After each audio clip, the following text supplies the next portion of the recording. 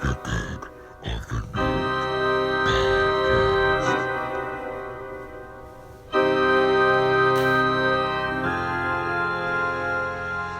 all for you! Stop! Stop!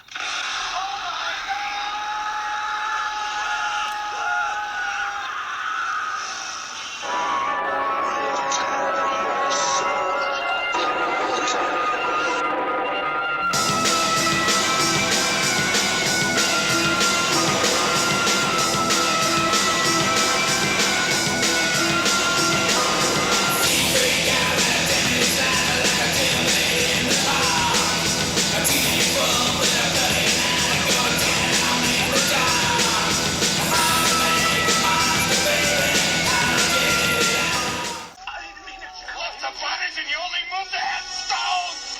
You only move the headstones!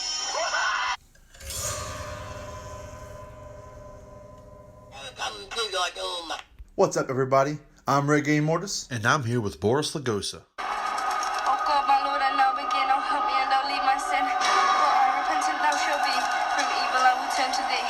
None ever shall destroy my faith. For I repentant thou shalt be. Oh God, my Lord, I now begin. Oh, help me and don't leave my sin.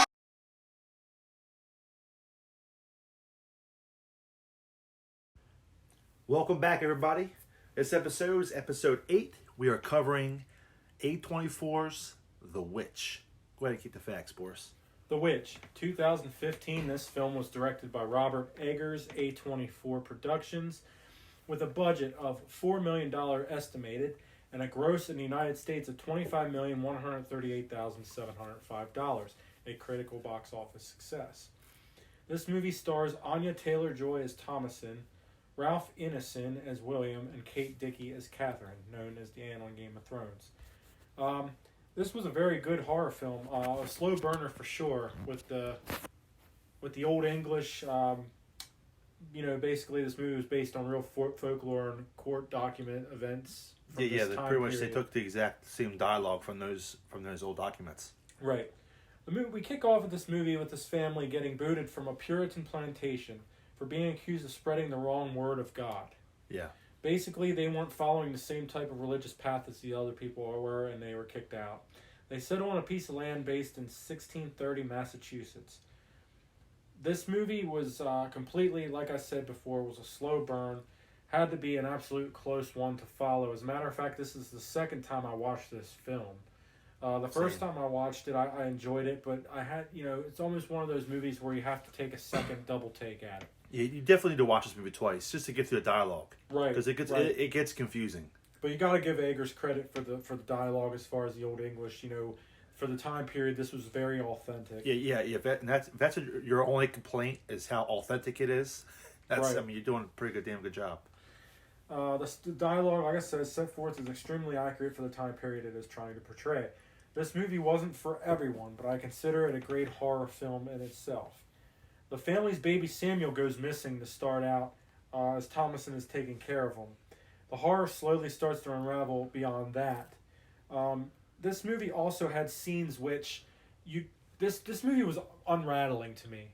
Yeah. This movie made my mind slowly unravel, based on the events that were going on when the first ill-fated event when the baby gets taken. Yeah, for 5 minutes. You don't see what happens to the baby, but you see a witch with a knife around the baby. Yeah. The unspeakable horror that's probably going on. You see it. You see the knife. You see like the film, and then the next thing you know, it's the witch is just covering herself in blood. It's just, So it's one of those movies that didn't have to elaborate on what it was doing. You knew what was going on. The burning and the tearing up continues in the psychological tearing up of the family, the horror that they're ensuing. Caleb then sets forth in the woods. I believe it was when his dog ran off, when they were out searching for food. He then encounters the first witch. Yeah. When Caleb encounters her, she comes up to him and gives him a kiss. Might I add, the kid who played Caleb was quite a good actor for his age. Yeah, he did really well. He did very well. But the witch goes to kiss him, and then you see like this old hand. Mm-hmm. Like you knew this woman coming out into the horizon. Obviously, an evil vendetta, with her. Caleb then after this starts acting very erratic, like he's sick. Well, he shows up naked. He shows up naked and tattered, Yeah. battered Yeah. back to the house where Thomason finds him. Yeah. Caleb then starts going through this pretty much suffering for. It doesn't really cover how long he endured it, but it was kind of like Yeah, it seemed like it may be a stretch over like 24 to 48 hours. Mm-hmm. Didn't seem like much, It wasn't really a timetable set forth on it, but he's a hard kid. He's definitely I mean, how old do you think he is? 8? 8, 9. He's like 9-year-old boy in this time, and he pretty much has to become a man immediately. Right. And so he goes to go defend his sister's honor, chases a rabbit, and he comes across that place. He knows that there's witches there. His little brother and little sister talk about it all the time. Was he chasing the dog that time? Originally, he was chasing the dog, and he finds the dog mutilated. Right. So then he's following, was the rabbit. To me, that rabbit was a witch. Everything. There's so many characters in the movie that take the form of animals. This is kind of like environmental horror too. Yeah, exactly. I mean, like the elements around you didn't know were evil or good. You have fast forward to the end, which you kind of picked up in the very beginning. Like Black Phillip. Spoiler alert. Was obviously is Lucifer himself, and then you have the rabbit. I think the rabbit could have been that witch that kisses him, because you see the rabbit multiple times. Chases him away the first time. Redirects him out of the woods. The first time and the second time. Now the brothers and sisters Jonas and Mercy may have already been possessed when this movie started. I think they're the original. It's almost like how everything was back then. Whenever there was a problem, someone immediately would point a finger at someone else. That person Salem doesn't. witch trial. They don't agree with me. Burn them. If this person did this, betrayed me in this way, they're a witch. Burn them. So I think that was their whole thing. I think it symbolizes them at the end. There's two white goats that are dead. I think they symbolize them as at the end. I think it's you get a lot of that throughout this whole movie. Right. Different things being lined up. Right. And I think what makes this movie set apart from a lot of A24 films, this movie didn't quite have the shock factor that your Hereditaries or your Midsommars, but this movie had definitely a lot of unraveling horror, messing with your head type horror. Not really body horror, but just like the slow unraveling of a family. Kind of similarities to Hereditary to a point. Yeah. But this movie just was a very slow burn. I know a lot of critics online said how boring this movie was. I didn't find the movie to be boring. I found the movie to be, you have these slow burners where sometimes it's well worth it at the end when you get to that point, when you get to that ending. Now, the one theory that we have about Jonas and Mercy was that they could have been the witches the whole time, because they were playing with Black Phillip, a fucking goat, with huge ass horns. Yeah. And he's not hurting the kids. They're running around pestering him, and he's not hurting them. Yeah. I think they had. I think they witnessed others being trawled that way, and usually in those times was always a young female. She was being So they looked. I think they looked at her sister, as a scapegoat. So I think, and that was pun intended, because the goat's talking to him. But I think Black Phillip was obviously he's infiltrated that family, and he immediately went to the youngest who could speak, and slowly. So I honestly think when she speaks to there's a whole scene where I thought, to me, it was a confession at the beginning. I was like, man, at the very beginning of the movie, after they show up on this land, after they all get down on their knees and they pray. And they all get down on their knees and they're praying for the land, not even knowing the hell that waits right past the tree line. And then right after that scene, you see, was Thomason or Thompson? Thomason. She's on this. There's lots of praying in this movie. There's also a lot of ancestral foreshadowing in this film. It's 1600s. They have. People talk about a movie being boring. They didn't have entertainment. They played with fucking corn and grass. Right. They lived in the woods. So what else other than look at your sister's tits? Yeah. And that was a big thing. That was a whole purity thing. It was a scene, a really fucked up scene with the mom she's just torn. she lost the baby. They've been kicked out of places. She's like suffering. They can't find money. They're always looking for something, some type of way. And they're so religious that every small little thing they think it's them messing up, not praying a certain way. They have all the sin. They're constantly worried they're being judged by God. So there's a scene like where the mother, she's after the youngest boy they find he's killed, he's been gone. Right. She's sitting there talking like how we're gonna live, Thomason, she's becoming a woman now. Like she's going through puberty now. She's filling out. Let's sell her, because they're gonna pawn her off as a hook and hook her off. That's pretty much that's what they did back then. I mean, they would have just the time period. Yeah, you're talking. They would just show up in a thing and just sell teenage girls or little girls and off to some kind of sex house or some shit like that. So like this movie's like it's pretty much after the death of Caleb was when everything really started. Yeah. So you have this one character, and I think he is the only one. Like he seems like that kid was so badass. He pretty much exercises himself. Like he's like you see him possessed. He's praying. And you see him smile. They got a deep breath, and he realized like it's almost like he's like he can see God. You can see him talking. He's like I see the Lord. I see Jesus. I'm in his arms. I'm so fine. He worked himself to get away from the evil. And then he dies, but then he spits out the apple, before that. And that was a little foreshadowing from the beginning of the movie when he brings up the apple. Yeah, it talks about the apple as them that was almost like his lie. His lie protected his father, and the father lies at the end to protect the daughter. But even at the end of the movie, even he thinks that he thinks that Thompson's a witch, and he's sitting there and he's like, listen, just tell me. Please, I love you. Please, just tell me, and she's like, I know, you're whatever you are, whatever thing is taken over you. You're just pretty much you're still my daughter. I love you, but give me, let me know. I know, it's I watched my son, have the devil in him. I seen him spit out the apple, the serpent's apple. I've watched everything happen. I see how he was bewitched. I know someone here bewitched him. And then she's like, listen, it's not me, it's Jonas and Mercy, which they talked about at the very beginning. Like you see Mercy, she sneaks out and follows him out to the stream, and she's telling him, listen, I'm the witch at the end of the wood. I took, she's like, oh, I took the baby. I took, it wasn't a wolf, it was a witch, and like that. And then you see Thompson, which is really, to me, I thought that was a confession, but I really think she's just telling her that they're trying to scare her. But the whole movie, you see Thompson, there's about 3 or 4 scenes where you see her just standing there staring at the woods, like something's talking to her. Or she goes into the barn, the one scene, and just stares into the hay and then walks back out. Yes. Something's constantly, something, I feel like she was originally the scapegoat, but if you watch the movie, at the end, she straight joins them, because there's nothing else left for her, Right. I think Caleb was the only one. Of course, he dies, a terrible death. But he also, seems like he's saved towards the end. But you have the twins, they hide. They pretend. They pretend that they can't. They try to pray and they can't pray.